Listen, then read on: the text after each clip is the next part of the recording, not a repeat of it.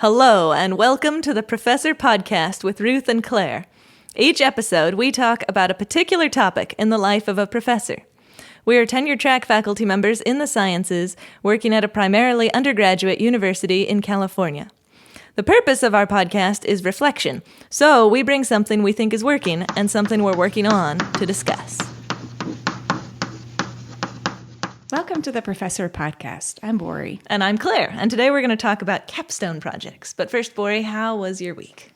My week was really good. We had a day-long break, which I really needed. I think my students really needed. And my son also came up to visit because he also got the day off. So it was super fun. Yeah. Oh, that's nice. And you? Yeah, I mean, I enjoyed that day off as well. And I have this new phrase that I've been using as like my new mantra. I always seem to have a new phrase. But this one Ralph helped me think of, and it's, I don't worry about stupid things. And what that means to me is like, I was getting really stressed about things like, oh, I don't have the homework assignment posted yet, or I'm not going to get the exam graded until tomorrow instead of today. And like, those are all things we're thinking about and trying to improve on, but they're not things to really worry about, you know? Like, I'm not going to remember them. I needed that, yeah. So I don't know. I'm just trying to think of like things that I'm not going to remember 2 weeks or a month from now. I probably don't need to worry about right now. So. Yeah, no, I feel like that is definitely what I needed to hear because I'm at the place where, you know, lots of things are wrapping up. It's that time of the semester, and I am definitely stressing about like, just what you said. Like, when will I grade this homework? Are they going to get it back before the exam? Exactly. And some of it you can probably just let go and it'll be fine. Yeah. Yeah. I did a thing because I hadn't figured out the latest homework assignment. I was like, what I'll do instead is I'll just have them have the opportunity to redo a previous homework assignment. Oh, great. If they want to, optional. That's a really good idea. I was like, okay, forget homework this week. So that was nice for everybody, I thought. My big stressor is Friday before the break. I'm kind of anticipating that energy levels will be low because it's going to be Friday before the break and we'll have an exam in both classes the day before. So I want to do something fun. Oh, that's just fun. A fun activity, right, for those people who will make it. But I've been really stressing out about the fun activity. What will be the fun activity? Maybe I need to just let go and plan something and have it be whatever it is. Yeah. I'm sure it will be fun, and it doesn't have to be the best activity you could possibly do or anything like that. So you have a quote for us? Yeah, I actually did bring one. So let me just read it. Okay. And maybe I can talk about it. It says, I'm always doing that which I cannot do in order that I may learn how to do it. And it's by Pablo Picasso. Oh, nice. And it certainly, I think, applies to all of learning, but I think it's particularly applicable to situations where students have to maybe step out of their comfort zone a little bit more and do something that really goes beyond beyond regular homework assignments. So anything that's project-based or capstone courses. I love it. That's so true. And that is how I see capstones, is we're doing something, we're pushing the boundaries of what they can do by doing something they haven't done before. So I love that. Yeah, exactly. So why don't you tell me what's working well in your capstone courses? So our capstones, the way we do it is all of our seniors give a seminar at some point in their senior year. And, they sign up for a 1-unit class and then, they're scheduled out. So everybody gets a seminar on a different Friday. And what they do is they pick some topic of interest to them within chemistry, and they really delve into it in the literature. Like they pick maybe one paper to focus on, but then they have to, maybe find some other papers to really flesh out that paper. And then what they do is they present, for a long time, it's a full 40, 45-minute talk that they present to the department, to their peers, and kind of explain all, introduction, method, results, conclusions, and then answer questions. And so it's really, for them, a big thing. And I think it really does make them able to do things that they haven't done before. So that's kind of the format. That it goes through the entire year. Students get to choose. Yeah. So the way it usually works is maybe there's 12 people that sign up for this semester. And if we need to have 2 sections of it, we can have 2 sections of it. But then what we do is the first few weeks of the semester, they're getting ready. So they're maybe we have some demo seminars, by faculty members or something like that. And they're also choosing their article and writing outlines and stuff like that. And then, yes, over the rest of the semester, they're scheduled out. So somebody's seminar is this week, and they present and have questions, and then the next week we'll have someone else. And is it the same time? So is it kind of like a regularly scheduled seminar? Yeah, regularly scheduled. Like they're almost always Fridays at 2. Like next semester we have enough people that we're having them at Fridays at 2 and at 3. But yes, it's always Friday afternoons. That's cool. Is it open to the public? It is, yeah. So we definitely advertise throughout the building. We put up signs, we send emails, and they're welcome to invite anybody else that they might like as well. So yeah, that's actually one of the things I'm working on, is trying to get more people there. But we're trying to promote it as broadly as we can. And we've been doing it a little differently with the virtual setting, of course, on Zoom. But for getting the last 3 semesters, we advertise, and anybody's welcome to come. Nice. And is your faculty good about attending? And it varies, Definitely the people who are there are good about asking questions. That's great. And then it's not, sometimes somebody has to teach at the same time something else, and so they aren't able to come. So I would say that usually we have maybe half the faculty members are there regularly, and then some are more sporadic. And so it varies, and then the individual student, sometimes they'll bring a bunch of their friends that maybe aren't even in the chemistry department, but they come to see their big project. And everybody who's in the seminar class always comes to all the seminars, but anyone else can come as well. And if it's a year-long thing, students just get the 1 unit one semester, and they get to pick when, or is it always in the fall? Or? You just enroll either in the fall or the spring, whichever one you want. And then let's see, I had one other logistics type of question. So the person who's leading the class is the person who's responsible for working with students? Great question. Is that distributed among?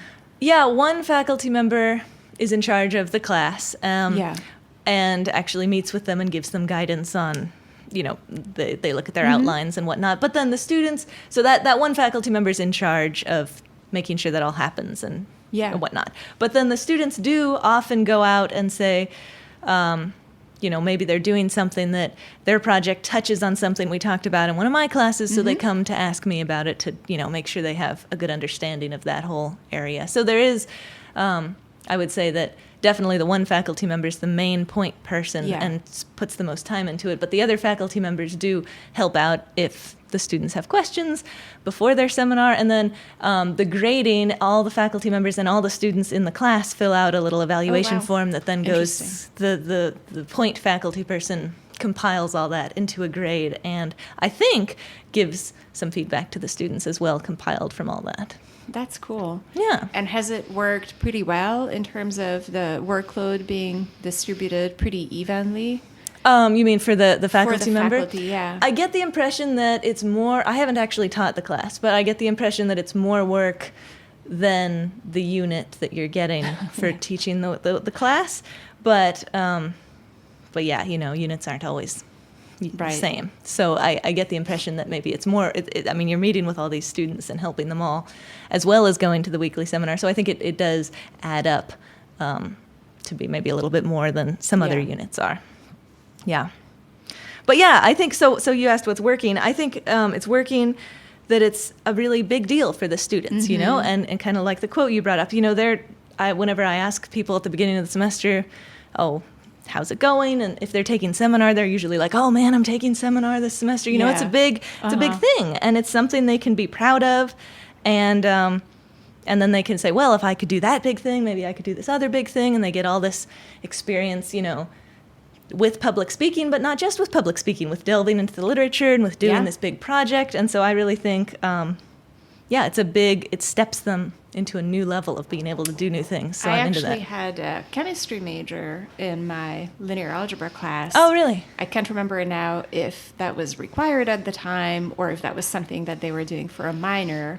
But he was preparing, he was a senior, so he was preparing for this class, and he definitely talked about it and was very preoccupied with it and taking it really seriously. Yes. So that was the first time I heard about it, and I thought it was such a great idea. Cool. That's Yeah. neat to hear.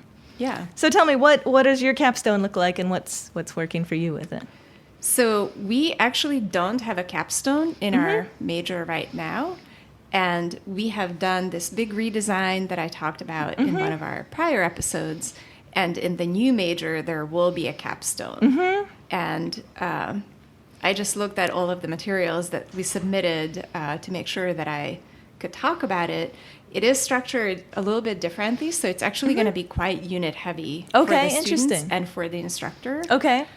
There will be 2 instructors, both getting 3 units. Oh, wow. So that's a lot of units. It's a lot of units, and the students will have 5 units for the class. Okay. So that's a big chunk of units. So what do they do? Big chunk of units. So they'll have 3 hours in lecture, where presumably they're going to be doing a little bit of content where it probably isn't going to be mathematical content per se, but things about, how to present a scientific paper, how to put together a scientific paper. And then there's also kind of a career preparation component of the course. So some of the quote unquote content part is going to have to do with that. And then they're going to have 2 labs. Okay. 2 up to 3 hour labs. And that's where they're going to be meeting with teammates and working on their project. So what we imagined is essentially team projects that students do, and that will involve, some kind of creative activity. And the reason why we ended up with the 2 instructors is that we would like to be able to cater to a really broad audience. Right now we have math, applied math, and math education majors. And we were envisioning that we would still have the same audience. They're going to be going through the same courses, but in this capstone course, they would be able to choose projects that would be, tilted more one way or another. Okay. And so some of the projects might be more, computational and more modeling based if they're applied math students. Some other projects might be more proofs, proving something. Or they could be something that has to do with classroom teaching and, teaching mathematical content and developing, like an assignment or an activity or something that you could do. Cool. Yeah. So that's kind of our vision for what it will look like. And I'm pretty excited about it. I think this kind of independent work that we're envisioning asking our students doing is exactly in line with how we wanted to remodel the program, right? We would like students to have to do more independent work. And so hopefully it's going to work. Hopefully that's awesome. Yeah. So how is it going to work? You're going to have different teams, and I assume they'll be kind of divided by the different discipline categories. Will they, as a team, come up with some idea, or what? Well, how will they develop their projects? Yeah. So that is going to be in consultation with the instructors. So the idea is that the instructors will have some project pitches that students can, or student teams can pick up if they want, or that they will be able to that's a great develop idea. their own projects. I like that balance. Yeah, I do too. And I've actually taught project-based courses. So out of our 3 current concentrations, math education sort of had a capstone-ish feel to it. There was a course in applied math that was pretty project-based and had a capstone-ish feel to it, but we didn't have anything similar for math. And when I've taught the applied math course, that was this, project-y thing. I usually would have some requirements for what kind of model students needed to do, either in terms of the mathematics that they used or some requirements about what kind of techniques needed to be in there, like some computational things, some analytical things. And then I would work with students on developing the ideas or giving them resources for where to find ideas. But I would often get students who would, go crazy and bring their own stuff. And I think that's always great. I love that. I mean, in my analytical chemistry classes, usually we have a final project of the semester, and I have a list that they can choose from. But there's always a few students who say, "Oh, could I just do this other thing?" And that's always awesome, Yeah. So I love that balance of having some suggestions and letting them. Yeah, do I something think else if some they of the want. most impressive projects I've seen came from students who were maybe starting with something that I gave them, but built on it or brought their own ideas. And I think that's always super fun to see. Yeah. And so then how do you envision, what's the final product going to be? Are they all going to give a presentation, or is it going to vary depending on what their project is? How's that going to go? No, actually, so we'll have them do a paper Okay. and we'll have them do a presentation as well. Cool. Yeah. And then will the presentation too. be to the rest of the class or more broad, or what do you see for that? Yeah, so we talked a lot about that, and to be perfectly honest, I don't remember exactly what we landed on. Pros and cons, yeah. I think what we ended up landing on was that we have a regular weekly colloquium and that student teams would be presenting in there. In there. That sounds nice. So I think there was this idea, we were actually talking about the chemistry capstone. Oh, cool. And we liked the idea of that presentation, of a public presentation. So I know that was part of the goal of having the students present not just to the class, but to the faculty and to, other peers. Yeah. That sounds great. And it seems like it'd be really cool for the earlier math students to maybe see what these big capstone projects that they'll eventually get to are like. I think that would be really inspirational. Yeah, I think so too. Yeah. Cool. I love it. So that sounds awesome. Is there anything in particular that you feel like is really working or that at this point that you're really excited about within that project? Yeah, I think I like the concept itself. And like I said, it's a little hard to know what it's actually going to be like. Right. But based on the courses or the course that I taught where I've had projects, I would say what's working well is the structure that I typically have where students do sort of smaller projects that will be more scaffolded, but will have some open-endedness to them, so that particularly students who are, high achievers, very motivated, can take it and run. And then towards the end of the class, they do a project that's very independent. Okay. And I feel like some of those independent projects really tend to be very good, just because they've had some practice to understand, what exactly, a full project going from developing a model to analyzing it looks like. And they get to kind of bounce ideas off me for a while before they do it. So I've really had some very creative ones. That sounds great. I love your plan. I hope it goes awesomely. It sounds great. Let's see. So I'm working on, there's two kinds of things with our capstones that I'm thinking about. And one is, the awesome thing is that it's a big deal for the students and that they overcome this big deal and they've developed. But sometimes I think it becomes too big a deal for some students. And there's a couple cases, 2 times that I'm aware of, where a student who I'm sure would give a good presentation, it just became too big a deal for the student and they just have had a lot of trouble really actually doing it. And I'm wondering how to support that student, because the whole, one of the major learning outcomes that I'm excited about with this is overcoming that obstacle. And if they don't overcome it, that's like the opposite lesson I want to teach them, So how to help them overcome this scary big thing. Are there things in the major that kind of scaffold this particular outcome that you guys are seeking? Yeah, we definitely have other presentations in other classes, and so they've given shorter presentations. Usually the scary thing about this one is that it's long, much longer than they've given before, and that it's in front of other faculty members rather than just their class. So those are like the 2 big changes. Yeah. We do have some presentations, but maybe we could have more. Maybe it could be scaffolded further. Is there a way for people to give practice presentations? I don't know how formal it is, but usually there are practice presentations, and this may be, I think this is actually structured into the class in front of their other students, and so they do get together and do practice talks and whatnot.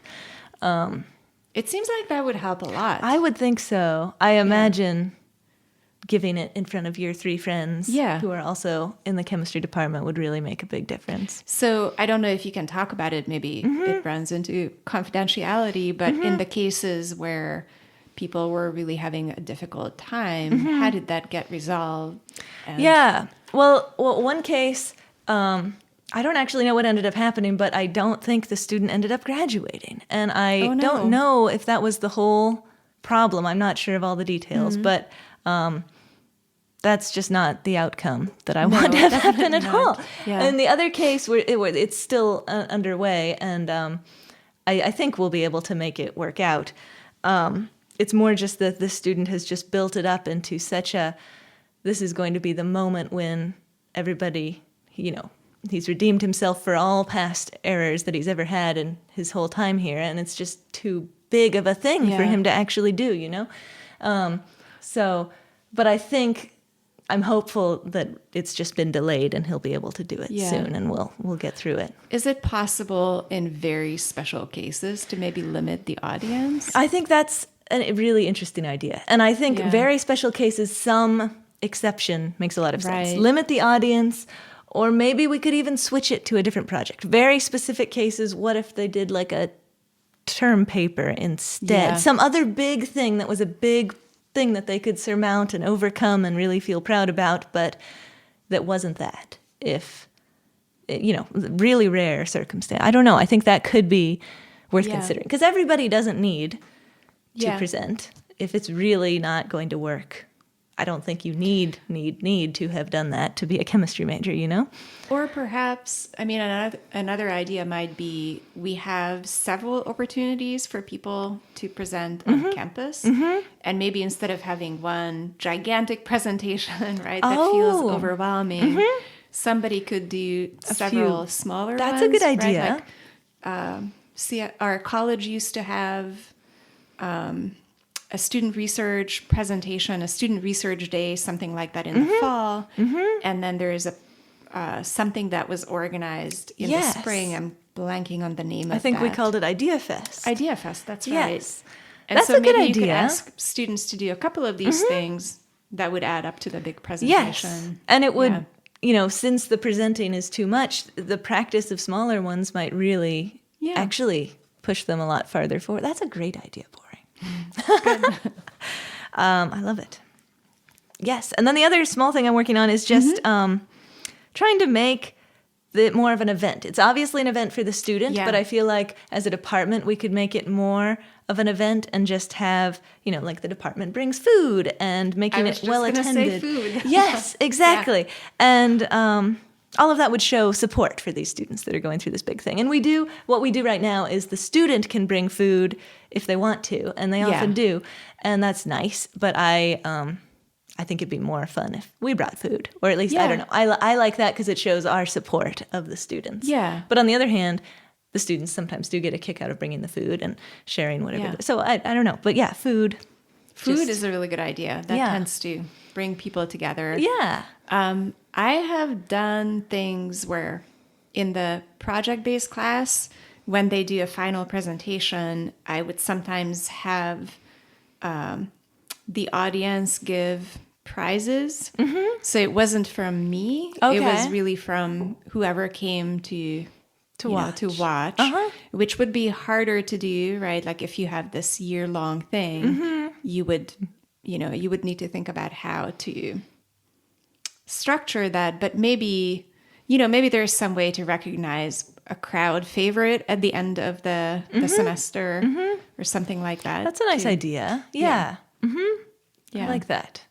Cool. I'll think about that more. Yeah. So what are you working on with yours? Well, obviously the big one is actually Trying offering it. the class. Yes. Yeah, so the sort of things that we worried about were things like being able to advise the different student groups. Right. And And how they could much- talk all kinds of projects. Exactly. Yeah. How much work that would be, and whether the two faculty would have the right set of expertise to be able to do that. And it also seemed in our conversations that what exactly an independent project meant was defined really differently by different people. Oh, that makes sense. Yeah. And I don't know. I mean, I feel like we've talked about it enough where people ended up feeling comfortable with the idea of saying, like, we'll have them do an independent project. But I definitely have this sense that depending on who's teaching the class, It might vary. the bar will be perhaps different. Interesting. So, so I think that'll take a while to kind of calibrate. Yeah. Yeah. And then one other thing that I'm wondering about, and this is all me projecting things, Sure, right? Because sure. we haven't done it, is whenever I have had to grade these projects in my class, one thing that I have a difficult time with is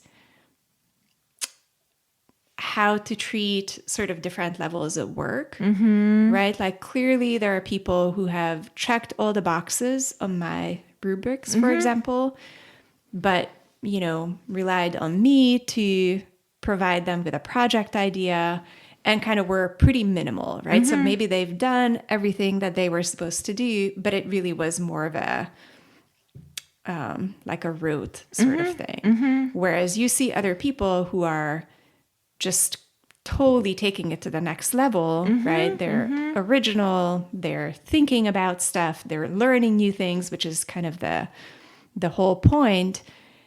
And, like if they actually did it, then it's clearly an A and whatever. Right. It's awesome. Yeah.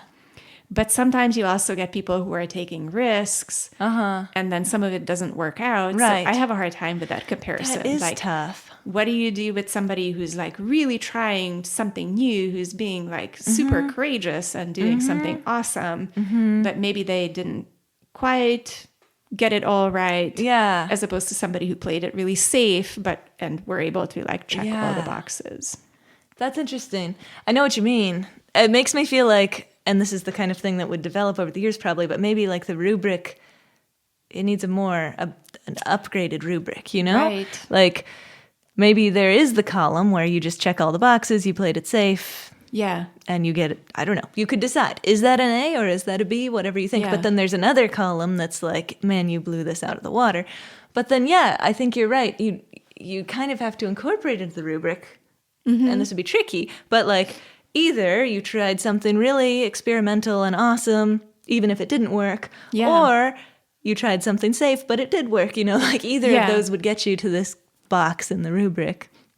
I don't know. I always feel like with rubrics, I try every year. I'm improving the rubrics because there's always something I didn't think of, But I feel like you could.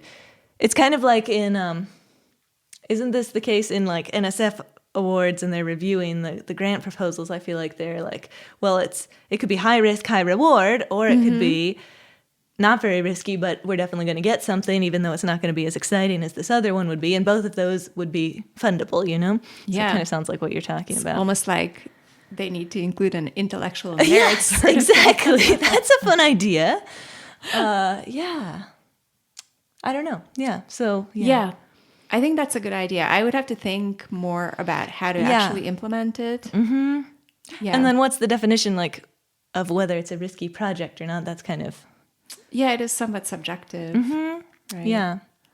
Yeah. That's interesting. And then, about does everybody have do the two faculty members have enough expertise to go across all these projects? I'm wondering if you could include a component of all the faculty members who come to the presentation doing some kind of evaluation, kind of like we were doing. I don't know if that would help fill in the gaps, There might be one project. I mean, I guess it would still be a problem if the faculty members couldn't advise this particular project as well as this other project. But on the other hand, it is an independent project, so I wouldn't feel too bad if the students needed to be more independent because they picked a project that was less in the fields of the faculty members. But then, like I say, you could get a little bit of input from whoever faculty members it is the field of in the presentation. I don't know, just a thought.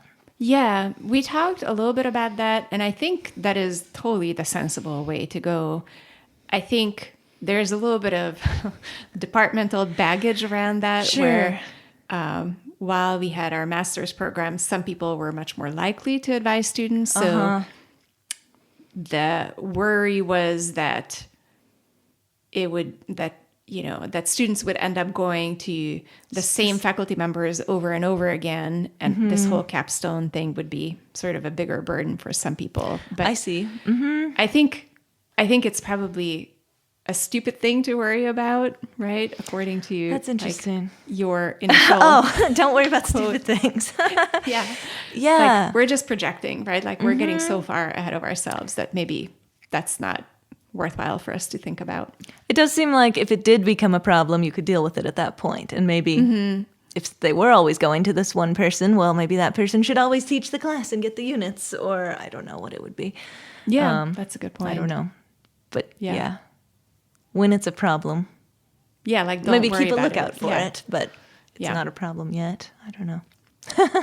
Well, it sounds like you're going to have an awesome capstone plan. I'm really, and I think it's so interesting that our departments have chosen such different levels of units for the capstone project. And so we're That always is saying like, interesting. well, you're just doing one presentation the whole semester. It's a big presentation, but it adds up to one unit. Whereas you're saying, okay, we're really developing all these skills and you're going to spend all this time doing a project. And I think that's just, it's cool to see the contrast of approaches. Yeah, it is quite different, right? Like we're putting a lot of resources behind this class. So that is a different philosophy. Yeah. I think it'll be really cool. Thanks, Claire. Thank you. I'm looking forward to it. Thanks so much for joining us on the Professor Podcast with Ruth and Claire. We're delighted to have you as a listener, and we would love to hear from you. And if you want to email us, our address is contactprofessorpodcast@gmail.com.